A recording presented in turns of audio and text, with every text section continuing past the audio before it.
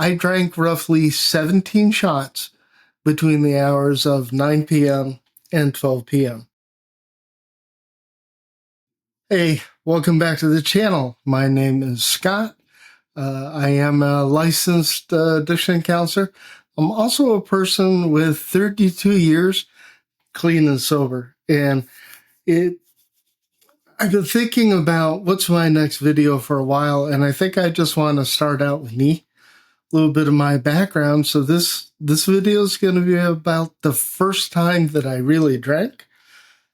Why, if alcoholism and addiction is a disease, I definitely have it. But if you stick through to the whole end, I'll tell you why I don't apply that same logic to everybody that I treat and everybody that I work with. I guess the first thing to mention is I come from a really kind of normal middle class family in Ohio. I don't have a history of trauma. I did not have a miserable childhood. My high school years were great. I played tuba in the band, and I was the president of the orchestra, and I had oodles and oodles of friends. So there's nothing in my story, except for my paternal grandfather, who did die of alcoholism at a very young age before I was born. So there's one possible link there. Now, getting older, I was born before we had color TV. I was living outside of Cleveland, so I vaguely remember the Cuyahoga River catching fire, which is something that a lot of us remember.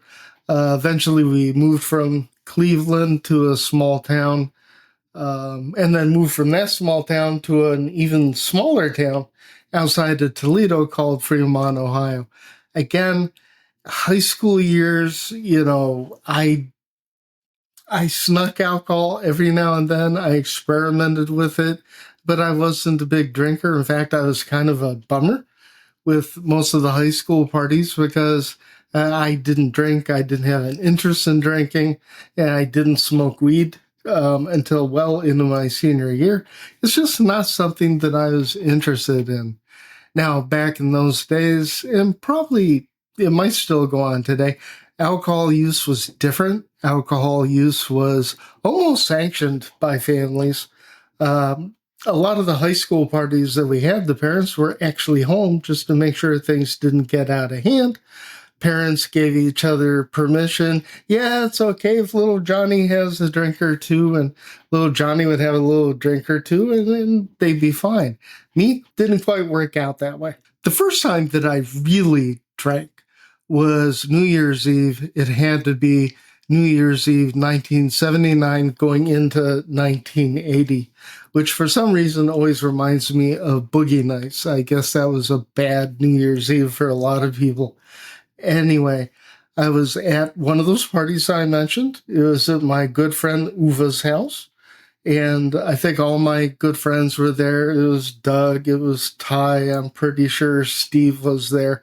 And we were really, for the most part, very good kids.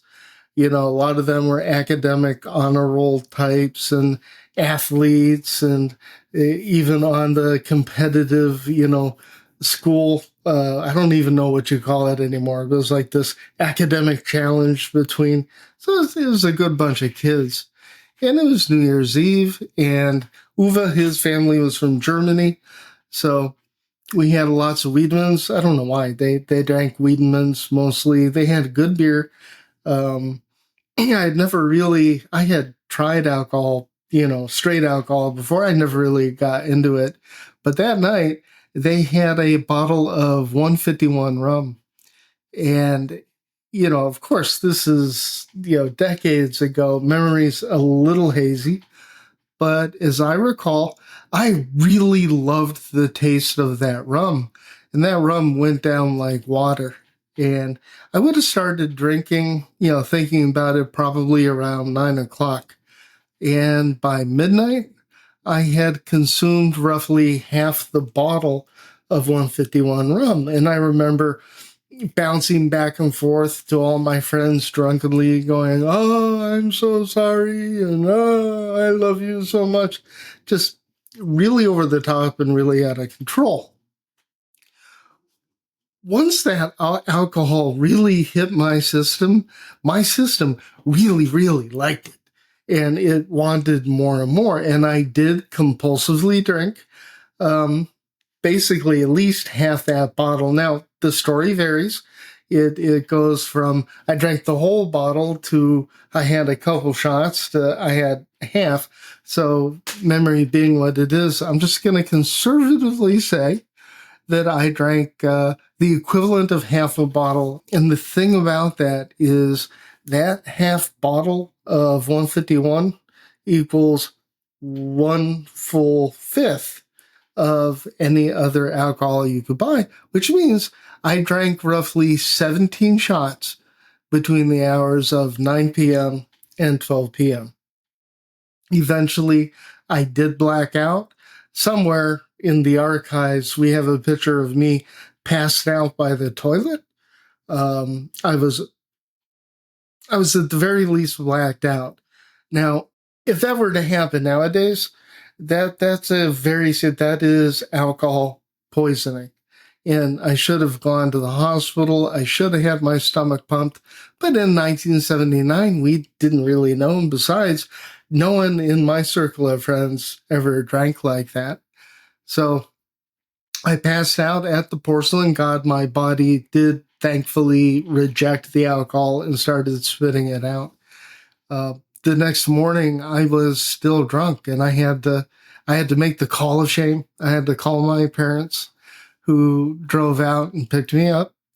And as I remember it, I was in bed recuperating from this for roughly 2 days, where I could barely move. I was very sick.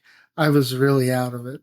So my very first experience drinking hard alcohol is pretty much what you're going to hear in AA. It's pretty much what you're going to hear in the disease process of alcoholism and addiction. And like I said, if alcohol is a disease, I definitely have it. I've been completely abstinent from mind-altering and mood-altering drugs, including alcohol, since August 8th of 1992. I am totally convinced that I cannot safely drink alcohol. Once I get alcohol in me, it sets off the binging, the compulsive drinking.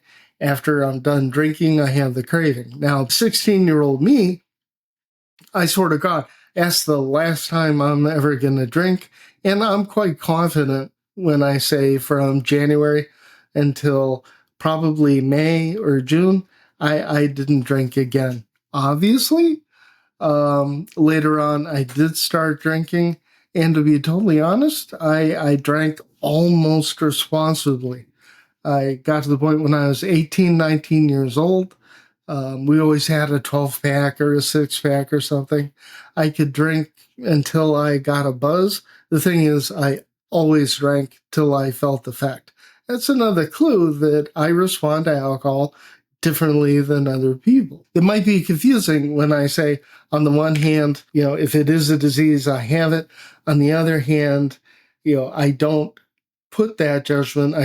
Don't put that diagnosis on everybody I work with. And I'll tell you a few reasons why. In my entire career as a counselor, I've met maybe 10 people that drank the way I drank, that drank to the high levels that I could tolerate. At the end, this will sound absolutely insane and shocking, but I could handle a blood alcohol content of right around 0.4%, a little bit higher sometimes, a little bit lower. But for a normal person, that would cause, coma and your system shutting down. I had an extremely high tolerance to alcohol. Eventually, I developed the compulsive need for alcohol, and I did that for like 9 years. I compulsively needed alcohol or a substance. The thing is, we don't have any idea how many people out there are actually like me. When I read the literature, when I read the studies, when I watch the YouTube videos, no matter what I see, they don't specify what kind of diagnosis the person has. There's 3 possible diagnoses for an alcohol use disorder: mild, moderate, severe. I definitely had severe. By the way, I had all 11 of those criteria I check off. But there is very, very little literature that actually dials down into people who responded to the way I did to alcohol and how that's different than the other population. There are people out there with a severe diagnosis for an alcohol use disorder that never developed that kind of inability to stop drinking. There are people out there with a severe diagnosis that never experience withdrawal. There are people out there with a severe diagnosis that they don't meet criteria for tolerance. So for me, as a clinician, it's a little cloudy out there. I think one of the barriers to figuring this stuff out is everybody has a theory and everybody wants to twist every situation into a pretzel, right? So that it fits their theory. In my experience, most people with an alcohol use disorder, it's cultural, it's social. Very, very few people have I met that I think actually hit the physical. Now, before y'all go crazy, just keep in mind over the course of my career, I've worked with conservatively 8,000 people. That's a very small sample size. And most of my career was in methadone clinics. But still, people with my type of response to alcohol are very rare. I haven't seen accurate information on exactly what differentiates the two and exactly what makes someone like me different. I think it is ethically bad practice to take my experience and give a blanket statement to everybody that drinks alcohol.